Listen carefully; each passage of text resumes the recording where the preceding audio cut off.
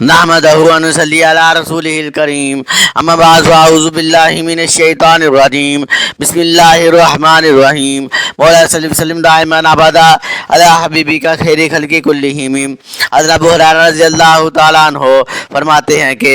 نبی کریم صلی اللہ علیہ وسلم نے فرمایا جو شخص ہدایت کی طرف دعوت دے تو اسے بھی اس ہدایت کی اتباع کرنے والوں کی مثل ثواب ملے گا